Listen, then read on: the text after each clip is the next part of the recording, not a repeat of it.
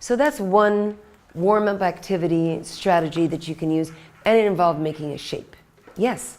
This is great for vocabulary because we teach vocabulary with a theme every week in our reading. And we look at the picture, we say it, and we discuss what it means to us.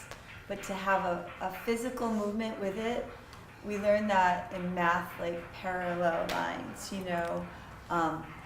If you have, if you multiply two things, you get a product. So we try to add like arm movements to help the kids remember skills or vocabulary. So you could use your whole body and stand right by your desk.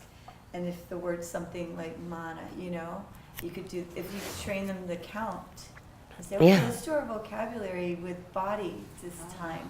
And then push your chairs in, okay, what's that first one? Loyalty, you know. I just like to give you a high five because every time I walk into a classroom and see a vocabulary list and see people writing and copying, and I'm like, you know.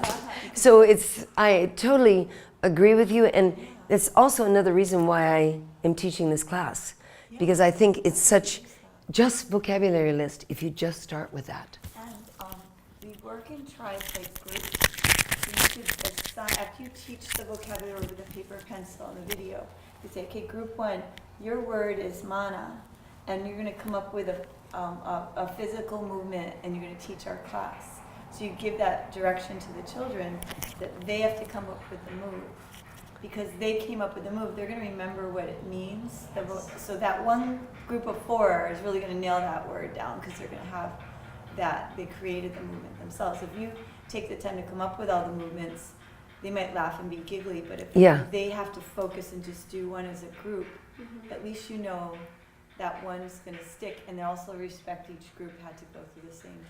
And you know, now you've touched on two of the things that we used to call the 21st century learning skills, and that are such a part of the core of our arts education: collaboration and creativity. Yeah.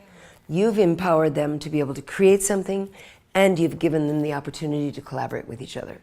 And those are very highly desirable elements of learning. And yes? To add, when you have a group working on the same word, they will each deconstruct that word in what it means to them. And that will open up discussion, because even though the word has one definition in the book, it could be so overloaded with other input from each student. Because like when you did Pono, if I was to do Pono, I would have a totally different shape. And so that would open up discussion of to go deeper into that word. Why did you make that shape? Why make this shape? Because of this. Yeah, very much. Yes? When I'm doing a mime exercise like that, what I find works is I give them a very short time. So I say, okay, you're going to work on a shape for your word mono. You have 1 minute or 2 minutes, go. And then they focus right on it. Right. And then I get them up. Yeah. That's true too. And everything I've learned about building vocabulary, you need to take time with just a few words. So you can choose a few really good words to focus on. It's not a matter of a whole list. Get them all. So Yeah. you don't have to do the whole list right away. Yeah. Good job. Yeah.